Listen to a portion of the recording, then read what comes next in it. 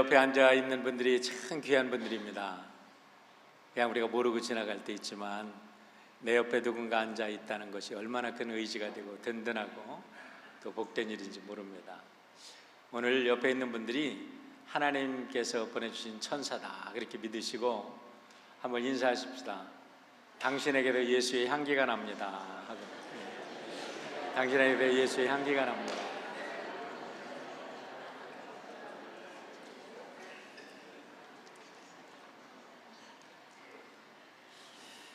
지난 창립 41주년 우리 귀한 교회 생일을 맞이해서 교회의 본질을 회복하라는 말씀으로 우리가 큰 부흥회를 열었죠. 너무나 감사한 큰 은혜였습니다. 우리가 누구인가 또 우리가 어떻게 살아야 하는가를 다시 한번 리마인드 시켜주신 우리 하나님께 감사를 드립니다. 바울 사도는 늘 우리가 사나 죽으나 주님의 것이다 라고 고백을 하셨는데 우리의 삶 속에도 늘 예수를 믿는 향기가 드러나고 예수의 편지로서의 삶을 산다면 그것이 바로 교회의 본질을 회복하는 것이라고 믿습니다. 제가 신학교 다닐 때 커뮤니케이션을 가르친 교수님이 계세요. 우리 신학교에 가면 늘 설교자들이기 때문에 설교자들을 배출하기 때문에 커뮤니케이션도 배웁니다. 그래서 커뮤니케이션 앤 아트를 가르치신 제크간 교수가 계셨는데 우리 클레먼트 신학교에 가면 모드 티어러라는 그 극장이 있습니다. 극장 겸 또 강당인데요. 토요일마다 저희들이 이제 있는 그 기숙사 이제 외국의 학생들이 나와서 이제 공부를 하는데 기숙사가 있잖아요. 근데 거기에 극장에서 토요일 날 프리 무비를 보여주는 거예요. 얼마나 좋아요. 그냥 학교에서 보여주는 무비니까. 그런데 그 교수님 수업이 화요일 날 있었는데 항상 무비를 보여주고 나서 수업을 시작하기 전에 그 무비에 대한 평을 하는 겁니다. 함께 대화를 하고 디스커션 하면서. 그런데 그렇게 가르치는 이유가 있었어요. 그것은 뭐냐면 당신들은 신학을 공부하는 신학생들입니다. 그리고 앞으로 무엇을 보든지 어떤 상황에서 어떤 문제를 보든지 그것을 신학적으로 풀어내야 할 의무도 있고 책임도 있고 또 자연적으로 그렇게 갑니다. 그렇기 때문에 여러분들이 어떤 영화를 보든지 어떤 세속적인 세상 사람들의 세속적인 이야기를 한다 할지라도 그 속에서 하나님의 은혜를 잡아낼 줄 알고 그 속에서 하나님의 뜻을 캐치해낼 줄 알아야 됩니다. 그렇기 때문에 여러분들의 관점이 중요합니다. 그러면서 늘 토요일 저녁이면 우리가 무비를 보고 디스커션하고 그렇게 했던 기억이 납니다. 여러분, 부흥정회를 통해서 은혜를 받고 교회의 본질을 회복했다라는 게 무엇입니까? 교회의 본질이 무엇이에요? 오늘 장로님께서 이미 기도 속에 너무나 교회의 본질을 잘 정리해 주셨어요. 교회의 본질은 다른 것이 아니라 우리의 삶이 예수님과 얼마나 관계가 있는가, 나의 인생의 목적이 예수님과 얼마나 관계가 있는가. 그리고 부흥회라는 것은 우리가 살다 보면 차도 한참 타다 보면 얼라인먼이 삐뚤어지잖아요. 그러면 얼라인먼도 다시 하고 또 배터리가 방전이 되면 또 충전도 해주고 그럴 필요가 있는데 이와 같이 부흥회를 통해서 우리 하나님께서는 우리의 삶의 기준점에서 우리가 얼마나 잘 가고 있는가 아니면 우리 기준점에서 얼마나 멀어져 있는가 이런 것을 다시 확인하면서 우리 그리스도인으로서 우리가 정말 예수 그리스도의 눈을 가지고 세상을 보고 있는가, 우리가 예수 그리스도의 눈으로 나를 평가하고 세상을 우리가 바라보며 섬기고 있는가, 이런 것을 확인하는 것이라고 믿습니다. 그런 의미에서 오늘도 우리 본문을 통해서 우리 예수님께서 우리에게 가르쳐 주시는 진리가 무엇인가, 그리고 우리는 본문을 통해서 무엇을 배워야 하는가라는 뜻에서 제가 조금 제목을 바꿔서 가르치시는 예수님, 우리가 무엇을 배워야 되는가라는 의미로 말씀을 드리려고 합니다.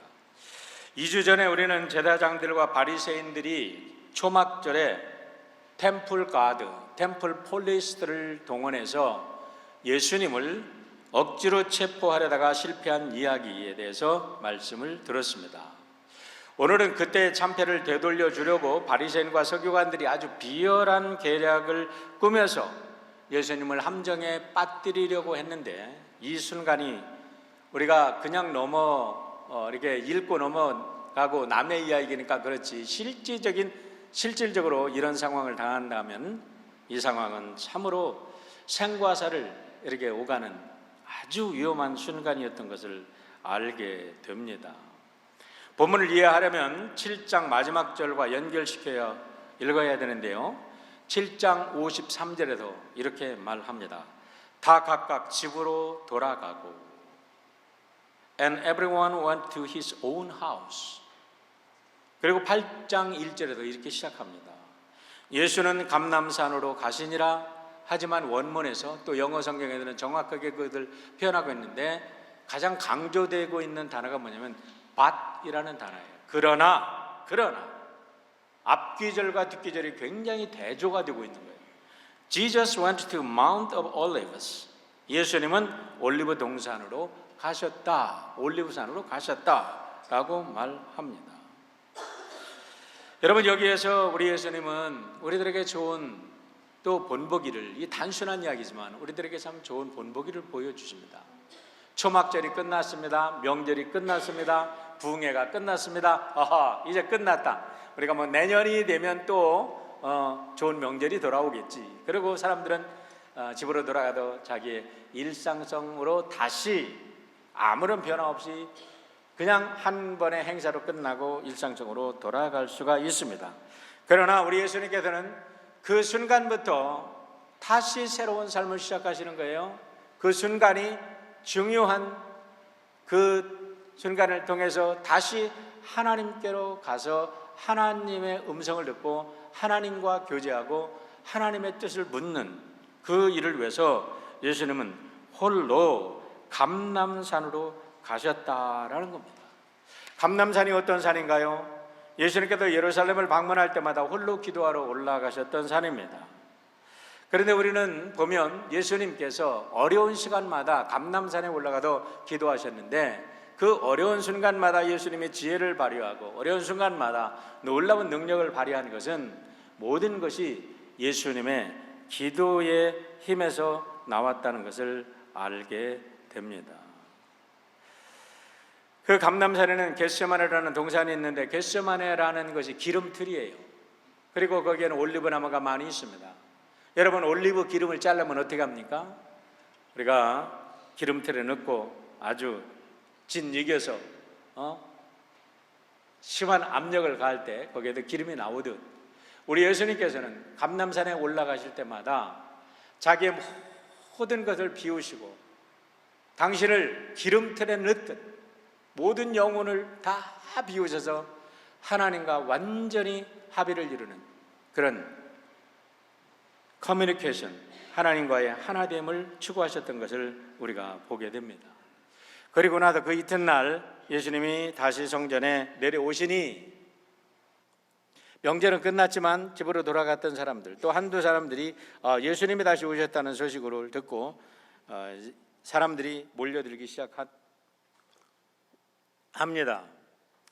그런데 예수님께서 그들을 데리고 성전에 올라가서 그들을 가르치셨다고 하는 겁니다. 가르치셨다. 그러니까 오늘 전체의 내용이 예수님이 제자들을 가르치고 사람들을 가르치고 군중들을 가르치는 내용입니다. 그런데 무엇을 가르쳤는지는 우리는 모릅니다. 가만히 보면 그 다음에 나오는 사건을 통해서 어렴풋이 추측을 할 수 있는데, 그것은 뭐냐면 예수님께서 군중들에게 가르치는 동안에 갑작스럽게 일단의 무리들이 들이닥치는 거예요. 막 소리를 높이면서 전연을 죽여라, 살려라 이러면서 막 아우성을 치면서 몰려드는 겁니다. 보니까 한 가늠하다 현장에서 잡힌 여인이라고 합니다. 여러분, 가늠하다 현장에서 잡힌 여인의 몰골이 어떻겠어요? 그 여인을 붙잡아 가지고 끌고 옵니다. 언제 옷을 제대로 입었겠습니까? 머리채를 끌고 끌어오는지도 모르죠. 더군다나 율법의 전문가라는 서기관과 바리새인들이 군중들을 선동해서 손에 돌멩이를 하나씩 들고 이제 예수님께서 가르치는 현장에 들이닥친 겁니다. 그러면서 예수님한테 그 여인을 집어 던져요. 예수님 있는 쪽으로 여인을 몰아붙여 세웁니다. 성경에 보니까 they made her stand before the group 그렇게 말하는데 리빙 바이블에 보니까 they placed her out in front of the staring crowd. staring crowd라고 합니다. staring crowd가 뭐입니까? 눈을 부라리고 지금 쳐다보는 거예요. 자, 예수라는 사나이가 지금 이 현장에서 잡힌 이 여인을 어떻게 판결을 내리나 보자 하고 눈을 부라리고 쳐다보는 상황이라는 겁니다. 그러면서 이 서기관과 바리새인들은 이제 너는 죽었어. 네가 빠져날 길은 없어. 예수 한번 빠져나 가봐라 하면서 아주 예수님을 완전 코너에 이제 그러기 상태로 코너에 몰렸다. 이제 한 방이면 날아간다라는 식으로 예수님 앞에 그들이 나온 거잖아요. 여러분, 이것을 이해하려면 우리가 구약의 가르침을 좀 배경을 이해해야 되는데 레위기 20장 10절에 보면 이렇게 말합니다. 누구든지 남의 아내와 간음하는 자 곧 그 이웃의 아내와 간음하는 자 그 간부와 음부는 반드시 죽일지니라. 간부와 음부를 다 죽이라는 거예요. 남자 여자를 다 죽이라는 거예요. 신명기 22장 22절에 보면 남자가 유부녀와 통간함을 보거든 그 통간한 남자와 그 여자를 둘 다 죽여 이스라엘 중에 악을 제할지니라 라고 말합니다. 더구나 미시나라는 책은 이스라엘의 전승들과 율법을 해석해 놓은 몇천 년 동안 흘러나왔던 사회의 법률책입니다. 그런데 미시나에 보면 가장 거기에서 심각한 죄 세 가지를 지적하는데 하나는 우상 숭배고 하나는 살인죄고 세 번째는 간음죄입니다. 그런데 간음죄를 처벌을 하는데 어떻게 하냐? 간음죄는 가장 부끄러운 죄이기 때문에 가장 치욕스럽게 죽여서 사람들로 하여금 본을 보고 다시는 죄를 짓지 못하게 하라라고 기록되어 있는 거예요. 얼마나 무서운 이야기입니까? 그러니까 유대의 율법으로나 전통으로나 이 여인은 용서가 안 되는 여인이었습니다.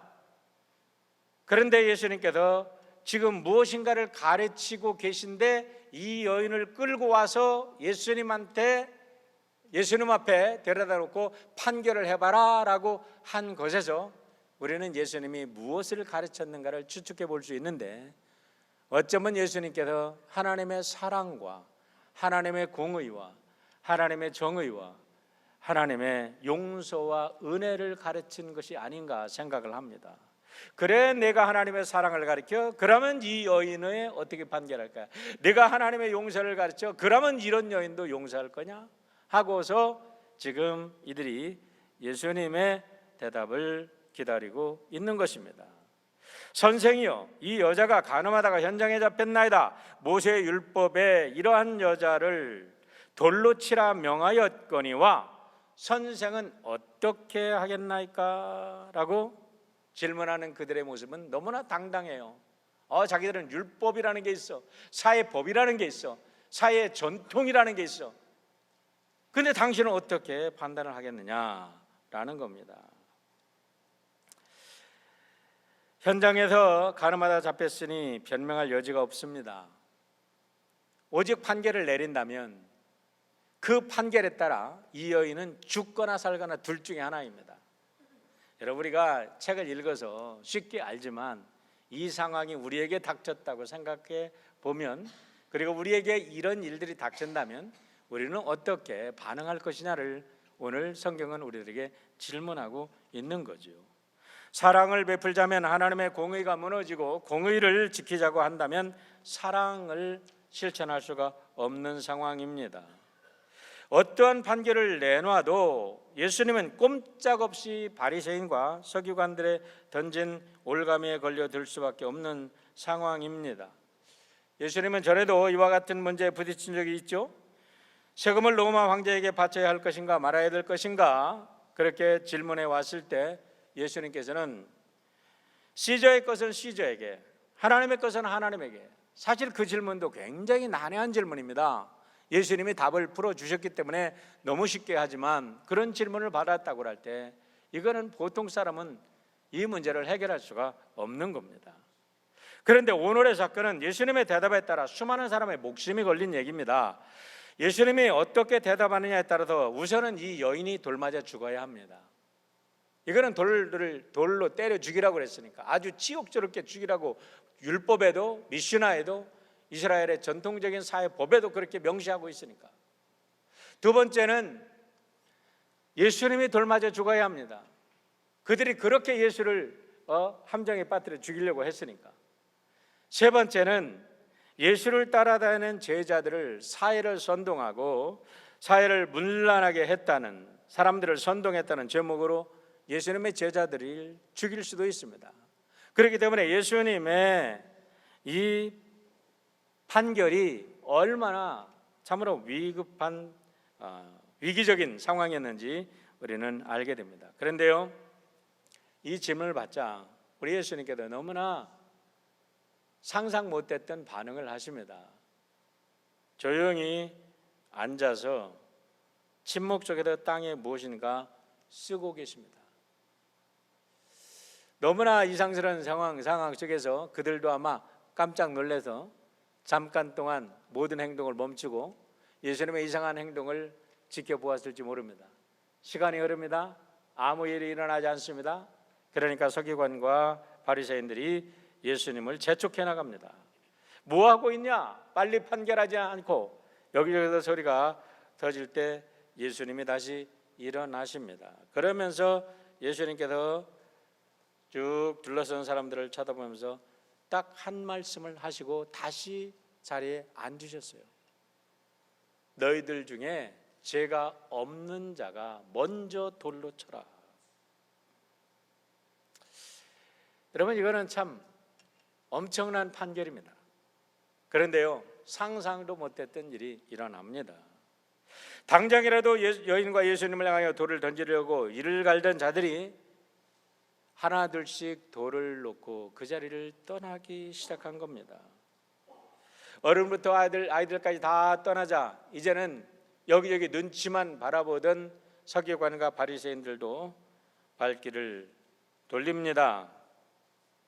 겉으로 보면 간단한 이야기 같지만 실질적으로는 천지개벽이 일어나는 어마어마한 사건이라는 것을 우리는 알 수가 있습니다. 우리가 어떻게 이런 일이 일어날 수 있었을까요? 저는 오늘 이 본문을 통해서 세 가지 우리가 배워야 될 교훈을 얻고자 합니다. 첫 번째는 이와 같은 역사를 이끌어내는 것은 예수님께서 기도하셨다는데 여러분 있다는 사실을 알아야 합니다. 7장 53절 8장 1절을 다시 한번 읽어보겠습니다. 다 각각 집으로 돌아갔다. 그러나 예수는 감람산으로 가셨다. 간단한 이야기입니다. 하지만 여기에서 진정한 종교인과 진정한 신앙인과 우리가 겉모양만 신앙인 사람들,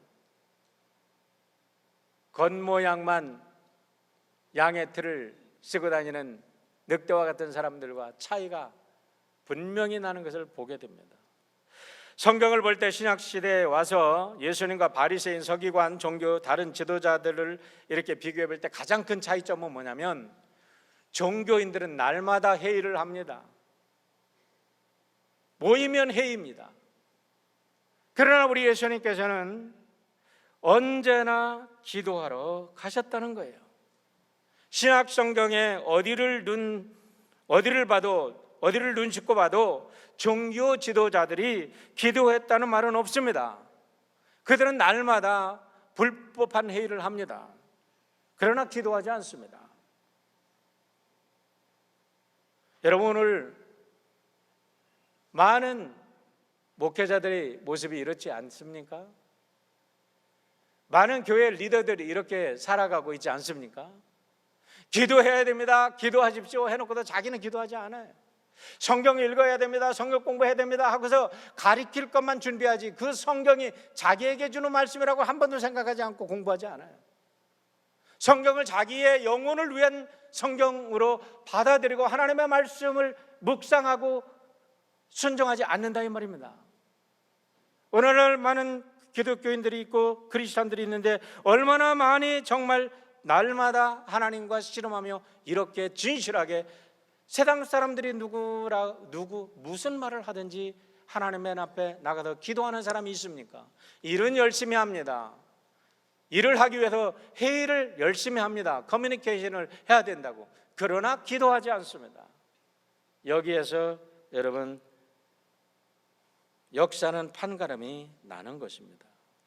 우리 예수님께서 단순한 말 하신 것 같지만, 죄 없는 자가 먼저 돌로 치라고 단순한 말 한 것 같지만, 예수님이 그 말씀을 하시기까지 예수님은 어쩌면 그 전날 밤을 새워 하나님 앞에 기도하셨는지도 몰라요.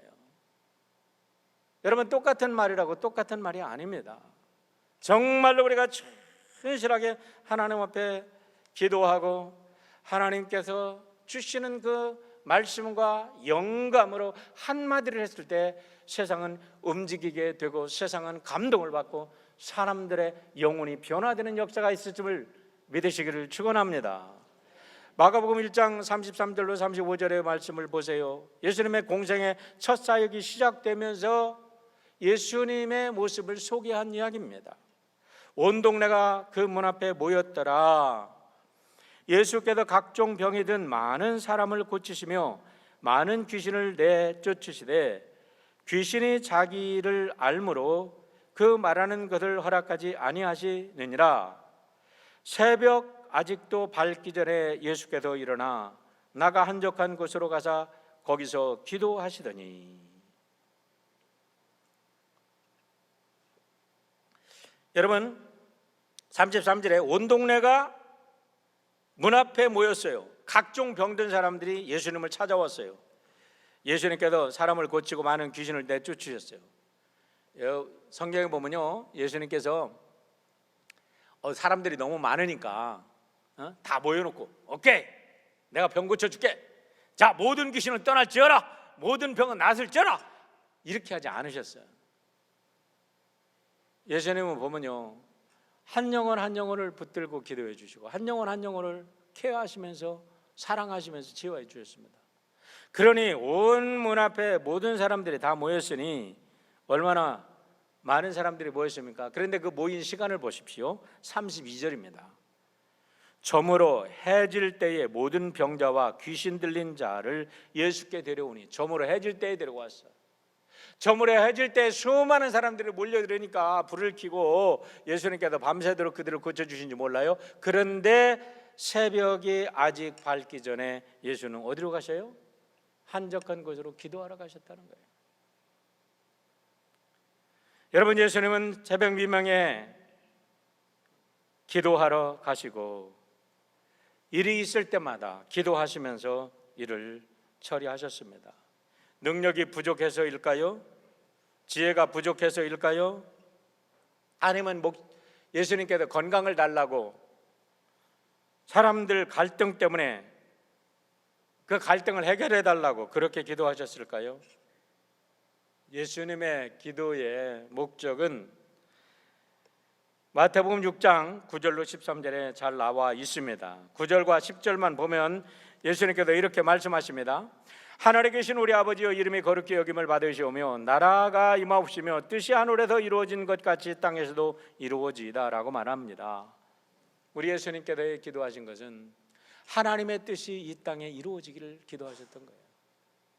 어쩌면 그 여인이 예수님 앞에 끌려 나왔습니다. 사람들은 예수님과 여인을 향해서 돌을 던지려고 합니다. 그 순간에도 우리 예수님께서는 그들에게 어떤 것을 답하려고, 그들에게 어떤 답을 주어야 이 위기를 벗어날까가 문제가 아니라 어떻게 해야 하나님의 의와 뜻이 이 순간에 이루어질 수 있을까요? 우리 예수님은 바로 그것을 물으신 줄 믿습니다. 여러분들이 어떠한 어려움과 고통을 당할 때 문제를 붙잡고 문제를 해결하려고 하는 게 아니라 그 문제 속에서, 이 문제 속에서 어떻게 해야 하나님의 영광이 드러날 수 있습니까?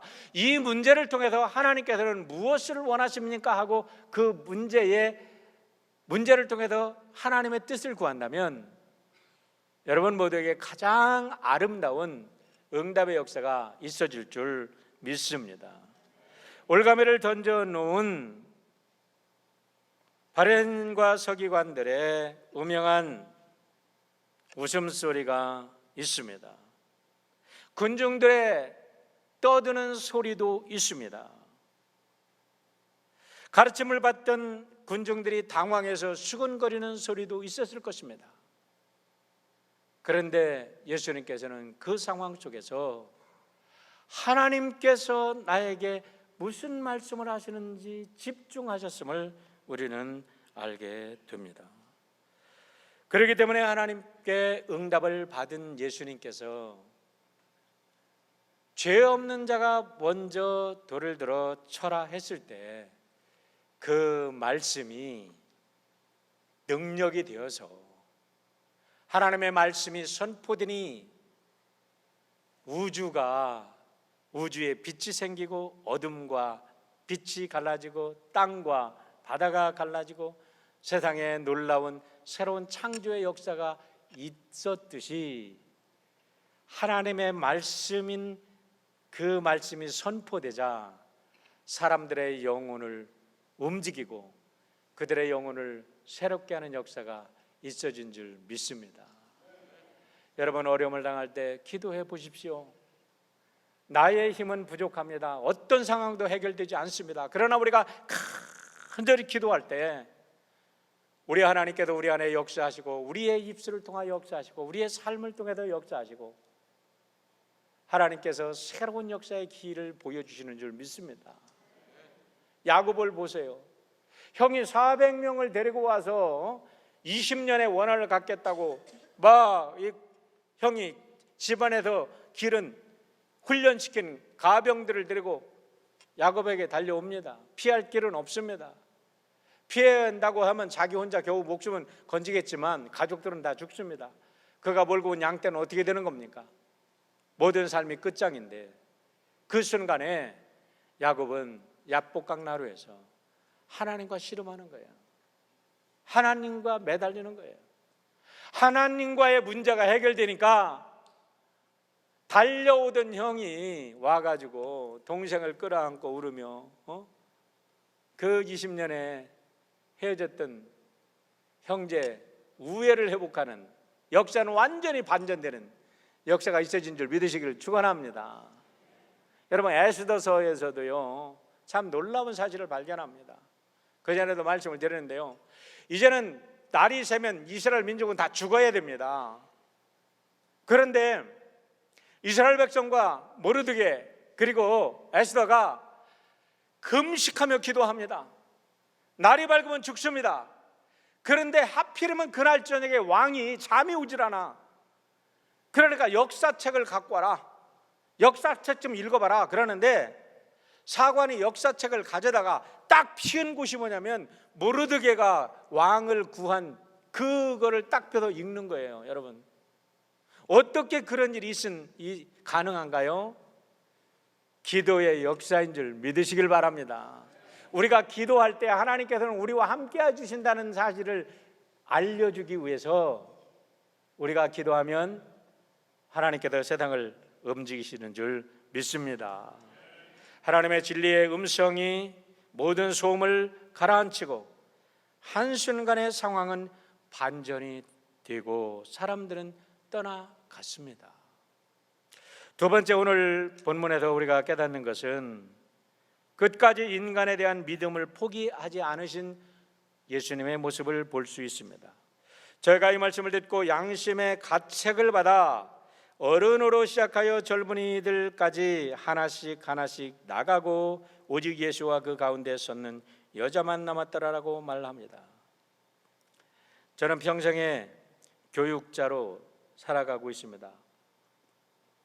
대학을 졸업하고 고등학교에서 학생들을 가르치다가 대학원에 가서 공부하고 대학원 마치고 목사 안수 받고 지금 평생을 목사로 성경을 가르치고 있습니다. 그래서 교육자로의 길을 걷고 있다고 저는 스스로 믿습니다. 그런데 최고의 교육의 방법은 뭐냐면 내가 가르치는 사람을 믿어주는 겁니다. 신뢰하는 겁니다. 트러스트하는 겁니다. 부모님이 자녀들을 잘 기를 수 있는 가장 최고의 방법은 다른 게 아닙니다. 부모님이 자식을 믿어주는 겁니다. 사랑하는 겁니다. 그러나 부모와 자식 간에 트러스트, 사랑하는, 신뢰하는 관계가 깨어져 버리면 아무리 좋은 말을 해도 좋은 말을 할수록 말은 잘하네. 선생님과 제자 간에, 여러분 목사와 성도들 간에 관계가 틀어지면요, 목사가 설교를 잘하면 잘할수록 말은 잘하네. 말은 잘하네. 그러면서 더 마음속에 원한과 더 마음속에 경계심과 더 마음속에 벽이 깊어져 가는 거예요. 이 모든 것은 남편과 아내의 관계, 친구와 친구의 관계, 우리가 이웃과의 관계도 동일한 겁니다. 믿어주는 거예요. 오늘 보십시오. 이와 같이 절박한 상황 속에서 예수님께서는 윤리에 대해서 강론하지 않으셨습니다. 율법을 강론하지 않으셨습니다. 자기의 말씀에 자기가 어떤 판결을 하느냐에 따라서 이 여인은 물론 당신의 생명도 경각에 붙여 있는 이 순간에도 예수님은 철학과 윤리와 도덕을 말하지 아니하고 그들에게 맡깁니다. 어떻게 맡길 수 있나요? 한 사람 한 사람 속에 하나님이 넣어주신 그 영혼, 하나님이 지으신 그 양심, 하나님이 지으신 그 하나님의 형상이 있음을, 그리고 하나님의 말씀을 신뢰하지 않고서는 어떻게 그들에게 너희들이 먼저 죄 없는 자가 돌로 쳐라. 지금 같으면 사람들, 양심이 없는 사람은 돌을 쳤을 겁니다. 그러나 예수님의 그 믿음은 빗나가지 않았어요. 그렇게 진실한 믿음이 사람들의 마음을 움직여서 저들의 심령을 바꾸고 영혼을 바꾼 줄 믿습니다. 여러분, 부흥회 끝났죠? 이제는 우리의 삶 속에 이런 믿음의 역사가 우리의 가정에서, 우리의 샘터에서, 우리의 형제와 자매들 간에서, 우리의 직장에서도 이런 역사가 있어지기를 주의 이름으로 축원합니다. 시집살이 하다가 남편에게 시달려 친정집에 온 딸에게 이유를 캐묻습니다. 네가 잘못했지 하고 혼냅니다. 여러분, 그러면요 영원한 관계가 끊어지고 그 딸이 갈 때는 아무도 없는 거예요.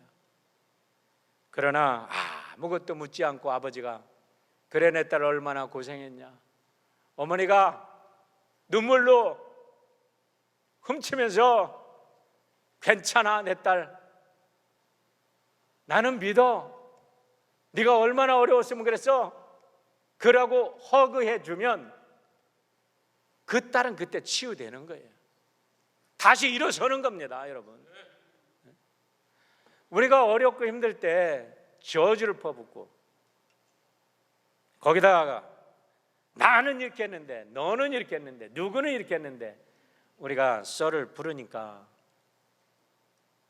마음을 닫고 우리에게 다가오지를 못하는 거 아니겠습니까? 여러분 보십시오. 예수님께서 그들이 그렇게 사납게 말을 하면서 돌을 던지려고 하면서 예수님을 다그칠 때 예수님께서 그 여인의 옆에 앉아주셨다는 사실, 저는 이것도 어마어마한 사실이라고 생각합니다. 돌을 던져라라고 판결을 해도 이 여인은 아무 말도 못해요. 그런데 아무 소리 안 하고 이 여인 곁에 앉아서 뭔가를 쓰시는 그 예수님의 모습 속에 이 여인은 한없는 그 짧은 순간에 여인의 마음은 정말 예수님의 그 모습으로 감동됐을 거예요. 그런데 일어나서 예수님께서 그 말씀을 하시니 사람들이 다 떠나가는 모습이 얼마나 놀라운 역사를 일으켰는지 우리는 지금 그 결과를 읽고 있습니다. 1980년 노벨 평화상 수상자인 마더 테레사 수녀께서 영국의 방송 기자와 방송 인터뷰를 하셨답니다. 그때에 이 기자가 마더 테레사에게 물었대요. 당신은 평생에 죽어가는 사람들 곁에서 살아왔는데 그들에게 가장 필요한 것은 무엇이라고 생각하셨습니까? 그랬더니 테레사 수녀께서 그들에게 가장 필요한 것은 자신이 버림받지 않았다는 사실을 깨닫게 해주는 것입니다. 진심으로 그들을 사랑하고 보살펴주는 이웃이 있었다는 사실을 다만 살아있는 몇 시간만이라도 느끼게 해주는 것, 이것이 가장 필요한 것이었습니다. 이렇게 얘기를 하더라는 거예요. 평생의 병자로, 평생의 행례자로, 가정에도 버려진 그런 외로운 자로 살다가 마지막에 그냥 간다 그러면 어떻게 되겠어요? 그러나 마지막에 누군가 나를 받아줬어. 그러면서 하나님은 당신을 사랑한다. 그 한마디, 그러면서 딱 가까이 다가와서 따뜻한 손길로 저들에게 음식을 먹여주고 약을 먹여주는 그 따뜻한 손길을 경험했을 때 그들은 인간이 인간다워지는 그런 경험 속에서 저들의 생을 마치는 존엄을 가지고 생을 마치는 인간이 되었다는 거죠. 기자들이 또 묻습니다. 어떻게 당신은 일평생 문둥병자들을 사랑할 수 있었습니까? 그때 테레사 수녀가 이렇게 대답하더랍니다. 이 세상에 문둥병자는 한 사람도 없습니다. 단 문둥병만 있을 뿐입니다. 어떻게 이런 일이 가능한가요? 그래요, 간음한 일은 용서받을 수 없는 일입니다. 죄악입니다. 그러나 그 죄악의 올무에 걸린 여인은 하나님의 사랑받아야 될 하나님의 딸인 줄 믿으시기를 바랍니다. 프리드리히 니체가 여러분 루터란 패스터의 아들이었습니다. 그의 아버지가 루터교 목사였는데 니체가 완전히 기독교를 반대하는 그런 신은 죽었다는 사상을 펼친 철학가 아닙니까? 사람들이 물었답니다. 왜 당신은 그렇게도 기독교인들에 대해서 부정적인 생각을 갖고 있습니까? 그랬더니 니체가 하는 말이 기독교인들이 눈꼽만 치라도 구원받은 사람들처럼 보였다면 나는 그들의 구원을 믿었을 것입니다.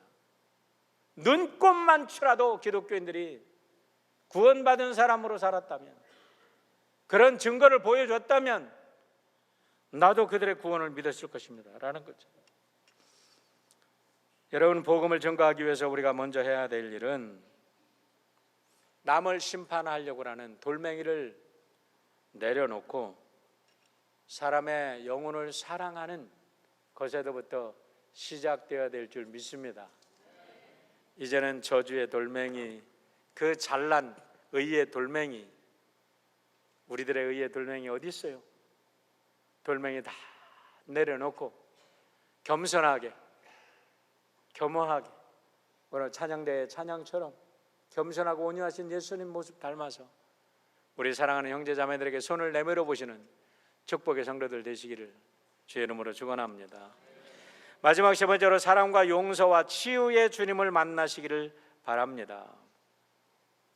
10절과 11절입니다. 예수께서 일어나사 여자 외에 아무도 없는 것을 보시고 이르시되 여자여 너를 고소하던 그들이 어디 있느냐? 너를 정죄한 자가 없느냐? 대답하되 주여 없나이다. 예수께서 가라사대 나도 너를 정죄하지 아니하노니 가서 다시는 죄를 범치 말라 하시니라 라고 말합니다. 율법은 우리를 정죄하지만 주님은 우리를 사랑하십니다. 주님이 오신 것은 양으로 생명을 얻게 하고 더 풍성히 얻게 하려는 것입니다. 여러분, 교회는요 죄를 정죄하는 것이 아닙니다. 죄를 용서받고 사랑하고 치유하고 끌어안고 새롭게 회복되는 것이 교회인 줄 믿습니다. 그런데 우리가 바른 길을 살라고 우리가 때로 윤리적으로도 설교를 하고 때로 이것이 옳은 길입니다 하고 바른 길을 제시하기도 합니다. 그러나 그거를 가지고 사람들을 판단하고 사람들을 정죄하는 그런 일은 더 이상 없으면 좋겠습니다. 우리 서로 용서받고 용서하며 살기를 바랍니다. 우리 서로 사랑하며 사랑받고 살기를 원합니다. 여러분, 사랑할 줄도 알아야 되지만 사랑받을 줄도 알아야 돼요. 저는 사랑받는 것을 참 못했던 사람이에요. 딴 사람들이 나에게 친절을 베풀 때 부담이 있는 사람이었어요. 왜냐하면 어머니 아버지가 일찍 돌아가셔서 그 사랑을, 어머니 아버지의 사랑을 풍성하게 이렇게 받지를 못하고 자라다 늘 주눅이 들었었어요. 그런데 예수님 사랑 때문에 이제는 많이 치유되고 살아갑니다. 예수님 사랑 때문에 여기에 서서 여러분에게 말씀도 전합니다. 그런데 제가 사활을 알면서 보니까 순수하게 사랑하는 사람들의 사랑을 잘 받는 것도 사랑이에요. 사랑받는 연습도 하시기를 바랍니다. 꽁꽁 감춰놓고 절대로 안 열어. 나는 너에게 마음을 열 수가 없어. 왜 그래요? 과거의 상처에 묻혀서 다른 사람이 사랑하는 진실을 받아들이지 못하는 것도 여러분 잘못된 거예요. 사랑하면 순수하게 받아주는 것, 그것도 복된 일인 줄 믿습니다. 서로 사랑하고 서로 사랑하며 용서하고 용서하는, 우리는 다 죄인이지만 그러나 다 예수님의 사랑받는 사람들이에요. 그런데 용서하고 용서함 받고 사랑하는 속에 한 가지 더 해야 될 일이 있습니다. 그것이 11절의 말씀입니다. 대답하되 주여 없나이다. 예수께서 가라사대 나도 너를 정죄하지 아니하노니 가서 다시는 죄를 범치 말라. 가서 다시는 죄를 범치 말라. 우리가 진정으로 사랑받았고 진정으로 용서받았으면, 할 수만 있으면 우리의 삶을 통해서 아름다운 향기, 예수의 아름다운 편지가 돼야지 죄짓고 다른 사람 원망하고 주님의 마음을 아프게 하는 사람이 되어서는 아니 될 것입니다. 이제는 주의 사랑을 흠뻑 받은 여러분, 여러분의 삶을 통해서 참으로 아름다운 향기와 아름다운 열매가 가득 열리시기를 주의 이름으로 축원합니다. 기도하겠습니다.